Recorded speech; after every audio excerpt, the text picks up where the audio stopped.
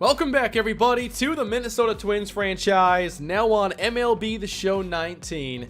This is going to be the spring training episode to take us into the newest year of the series. The first chunk of the video shows off some highlights from a live stream I did, but I also played some games on my own and wanted to at least get to the point where I'm pretty confident in my hitting, and I've gotten there. So we are going to get into this now. In the live stream, I talked a lot about Carmen Ojeda, Breivik Valera, along with Ty Gonzalez as players who could make the active roster. I gave Ty Gonzalez a pretty good shot, and Breivik Valera was basically going to be unchallenged to be the utility man off the bench. And obviously our big signing this year was Mookie Betts. I didn't expect to get him, but he's here for at least a season. And early on, I've gotten pretty confident and comfortable hitting with him, even though he gets thrown out here trying to stretch a single into a double. The storylines were not just for the hitters, however. When it comes to the pitching, Jose Barrios is now in his mid-20s, still has really good ratings, but we haven't seen him make a major league impact in this series.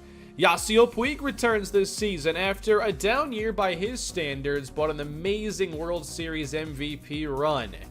Barrios here with the changeup, able to get the strikeout. I wanted to see if there was a chance he could make the active roster. Even as a bullpen pitcher, we could use one of these starters in the bullpen because we have a lot of starting pitching in our organization. Barrios doing well through the first 3 innings. He did give up some hard contact and some hits. This one into left field from George Springer, the biggest addition for the Red Sox, and then Andrew Benintendi line drive to center. That gets down as well. But what was really impressive was his ability to handle runners on base and to make the big pitches when needed. He gets the strikeout there, 3rd of the game, and then later, base is loaded in the 5th, and he strikes out George Springer with the inside fastball. After Barrios' day was over, we turned to Sam Freeman, one of our key additions from the offseason. We had to improve our left-handed pitching in the bullpen, and here is a ground ball to the right side. Good play there. Then facing Starlin Castro, outside corner, gets him looking. It's the splitter. Top 7 for Minnesota, trying to get some offense going. A drive from Puig, hit well to left center, and getting down in the gap. Puig into second base, and the Twins will hold the runner at 3rd. Breivik Valera with the bases loaded, line drive, left center field. Valera is a really unique player. He has 99 plate vision, he offers high contact, good speed, and all that position flexibility. Here's a drive from Mookie Betts, facing his former team. It might not count, but it's a home run regardless. Helping the Twins here win some Grapefruit League action. It's Sandy Bunty out of the bullpen, one of the original players from our first draft class. We have more players in our system that could be looking to make it up to the bigs. Here's a drive to deep left field, high off the wall. Red Sox do plate a run on this RBI double. Here's Castro, 2 down, and Bunty walks him. Has a little trouble here in the 8th inning. 1-1 count to Kemp, and a pop-up into foul territory toward the bullpen area, and the catch is made. In most of these games, by the way, you're not going to see me play with all the starters because I really wanted to get a feel for everybody else. I know our starters quite well, but how about Breivik Valera? Showing some power that time as he gets a double to left center again. And then bottom 9, Brad Hand, another lefty we added this season, getting 2 strikes on Benintendi and ending the day with the strikeout. Twins defeat the Boston Red Sox. This next game is also from the same live stream, but soon it'll be all new footage, and that's a leadoff shot from Mookie Betts to left field off of Marcus Stroman, a key addition for the Nationals. More Valera, why not? It's off of Stroman, and here's the speed on display as he legs out the infield single. I'm really liking Breivik Valera. Yadier Alvarez was much improved last season. Here he gets Altuve reaching out for it, and a good play by Polanco retires Altuve. Later in the inning, runner at third base, trying to keep him there, but a line drive from Corey Dickerson drives in the first run for the Nationals. Into the second inning now, Victor Robles batting, and the slider on the inside corner. His control has gotten remarkably better since the first season he was on the team.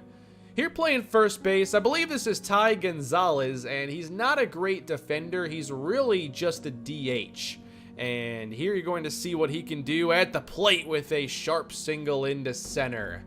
But as a DH, I think he could be very good, but obviously we have other good players that could do that as well, like Michael Conforto. So a lot I had to figure out in this offseason. It was definitely the toughest cut down to a 25-man roster I've had. Now, off the drive of Polanco, you'd think we'd easily get a double and maybe a run or two scored, but base running miscues are something that I need to work on a lot this year. Here is Johnny Sandoval trying to take one the other way. He's unable to get it past the first baseman. And then the catcher, Justin O'Connor, swings and misses at the Strasburg slider. We turn the game to Andres Valdez, whose first trip to the majors last season didn't go as planned, but he did have a lot of strikeouts. I wanted to see what he could do here in the spring. How about the curveball dropped on the outside corner? Facing Stewart later, a little pop-up into shallow left. Nothing doing there for the Nationals. And let's get back to hitting. Mookie Betts, already a home run. How about one past third base into left field? I've really loved hitting with Mookie Betts, and we get a runner to advance from first to third base. Valera trying to drive home a run, and he does ground into a double play. Nearly beats the pitcher there covering the bag. Let's get back to Sandy Bunty now, facing Corey Dickerson with a launch deep ball right field and gone. Nationals take a 4-2 lead. Could we make a comeback happen? Ty Gonzalez batting, 2-0 count, and a drive to left center field. That ball's carrying toward the wall, and it's off the wall. Gonzalez into second with a powerful double. That would be it for that game. However, Twins do lose. And now some more action that I recorded on my own. Maxwell Fowler. I really enjoyed watching him develop as the first pick ever in this series. Good job here by Breivik Valera playing some second base. And then 0-2 count, another weak ground ball in the infield. This is where Fowler is at his best. He has 5 pitches to work with, but his sinker is really his calling card, and he gets a lot of ground balls. Tigers could not do much against him here in the early frames. Let's go to the third, 0-2 count. And that's how Fowler gets his strikeouts. I think he'll get a lot more looking than he will swinging. They do have some more stats in this year's game, but there are still some I'd like to see, like ground ball rate, fly ball rate, and swinging strike rate. But overall, pretty happy about our starting 5 going into this year. Fowler pitching into the 5th. And there is that big sweeping curveball in the zone for strike 3. We turn it over to Fernando Romero, though, in the 6th inning. Still looking for a spot for him on this team. Maybe it's in the bullpen. That's been recommended. There's a throw to first base for the out. And an 0-2 to Iglesias. High fastball gets him looking. We'll go into another game, this one against Baltimore. Gary Tadano pitching, and that is a deep drive off the bat of Steven Piscotty, and Mookie Betts can't catch up to it. The runner had to wait to see what would happen so he doesn't score, but 2 in scoring position, and Manny Machado is still an Oriole, and that is down the line, plating 2. The Orioles are a very different team still in this series. They actually have a pretty good roster. Let's go bottom 1. How about a hanging breaking ball deep to left field? Mookie Betts right back to it. Another leadoff home run. I think Betts is ready for the season. Let's go back to Tadano, looking for a better second inning. Good job here by Valera, getting 2. Another player I've been hitting pretty well with here in the spring is Jorge Polanco. I want to see what he can do this season, if he can take that next step. Our offense is already really solid, but I know that we still have more potential we can potentially unlock. And this is an RBI double. Didn't beat the throw by much, but it ties the game. Here's Puig in the 8th inning. Twins now trailing 3-2, and he's able to draw a walk. 2 aboard now, and Valera, another chance for a big hit. And he goes up the middle, and it gets knocked down, not quite through. And the runner trying to get back to third base. That's into the dugout. This is true spring training baseball. We get everybody up 2 bases. We take the lead off that. And then Alex Kirilloff watches that go inside. And here comes Valera. He scores. 5-3 the interesting way. But we weren't done. It's a base hit through the middle for Alex Kirilloff. And then someone I struggled with in spring training, Justin O'Connor gets a hold of one. Deep left field and over the left fielder's head. O'Connor rounds first. Here comes Kirilloff. The throw is late and the Twins score again, 6-3. Brad Hand enters, Brad Hand closes, and the Twins wrap up a nice win over the Orioles. Still more action. Let's play against Colorado. I believe this was the final game. And we start again with a Mookie Betts extra base hit. He's going to be so good if this is any indication. We get Gary Tadano pitching again as he gets Jameson to chase one way upstairs for strike 3. Then in the 3rd inning, this is Rivas with a line drive into left center field. And that is Breivik Valera trying to play some center field. So I wonder if there are some spots he'll play better than others. He looked awesome at second base. And then a strikeout later. Gary Tadano has a very good breaking ball. This will be his 2nd year as a full-time starter. Nick Gordon with a line drive over to left field, and that ball gets down.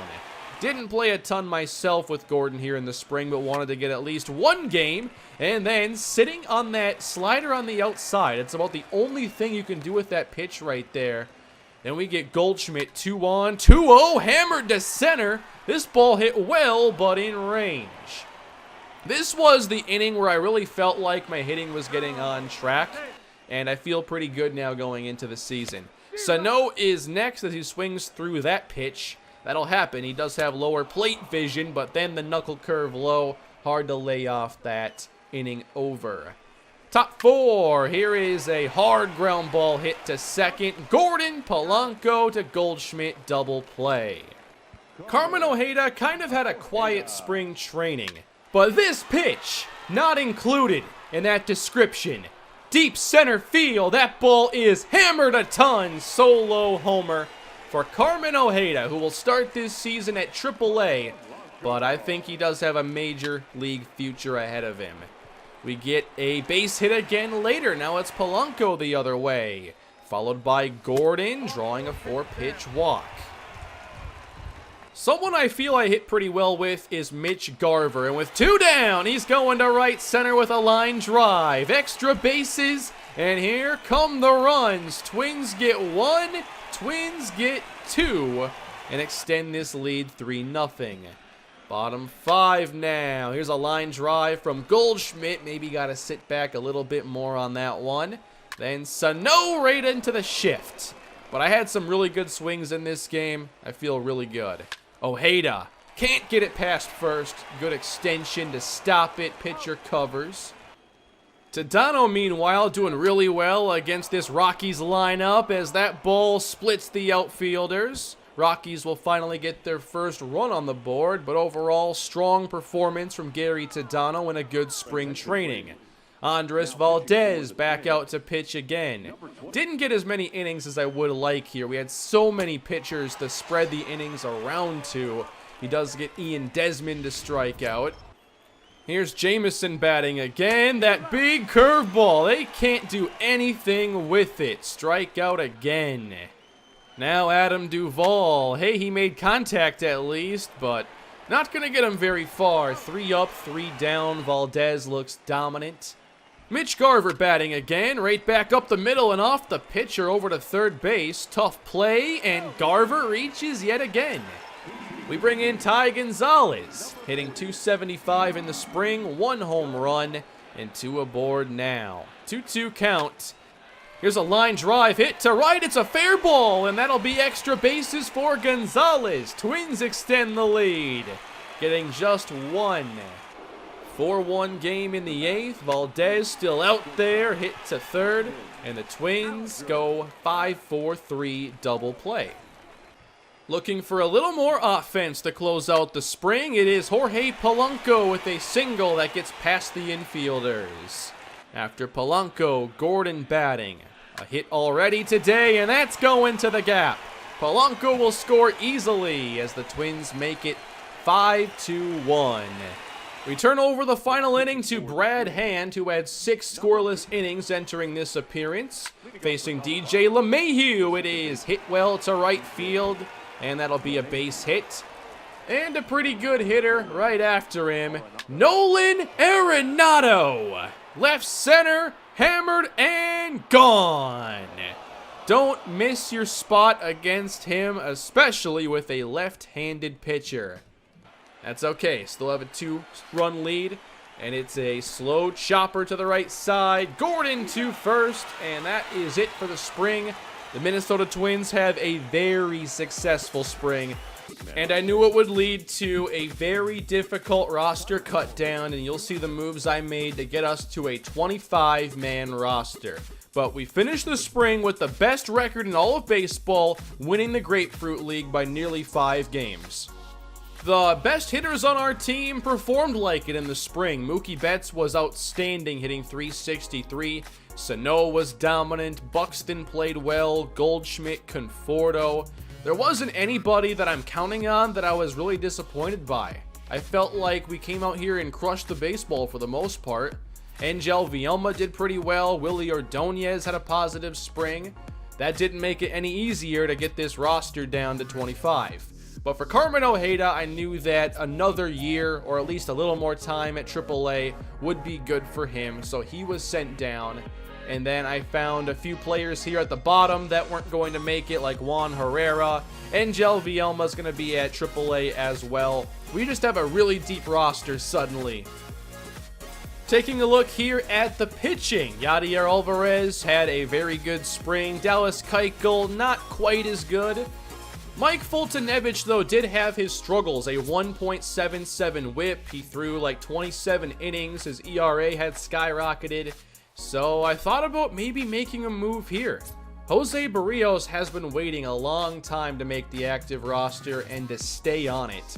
And one thing that caused me to make some decisions this year was the fact that I have players who are all out of options, and I did not want to put them on waivers. Especially somebody as good with as high a potential as Jose Barrios. But it wasn't easy to find players who were like, yeah, we need to cut this guy.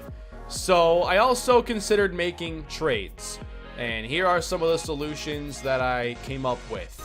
We do send Felix Jorge down to AAA. That gets us down to 39. So I started making cuts at this point. Steven Gonzalez still has another option. He's 26 years old. We send him down.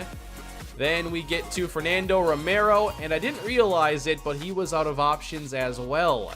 So I felt like after talking about maybe trading some pitcher prospects in the past, I now had to really actually do it. Sandy Bunty, he has a couple options used. His spring wasn't very consistent, so we send him down to AAA for a little more time.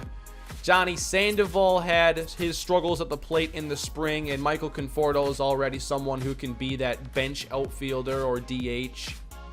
I mentioned Carmen Ojeda earlier. I did send him down to AAA, but I don't think he'll be there for a very long time.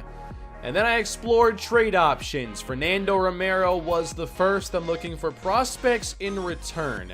And here's where I made a mistake, because this menu has changed since MLB 18. I wasn't sure how to evaluate the players, and I just accepted a deal. It was a deal I was interested in. I wanted to know the ratings for the players, but I didn't see them until I made the trade. Julio Cordova is 25 with a potential. He does have very good speed. He still has some work to do with the offense, and I'm hoping there's still time, even though he's 25 years old. So we'll see what happens with Cordova. We also got Alan Aiken, a 57 overall outfield prospect.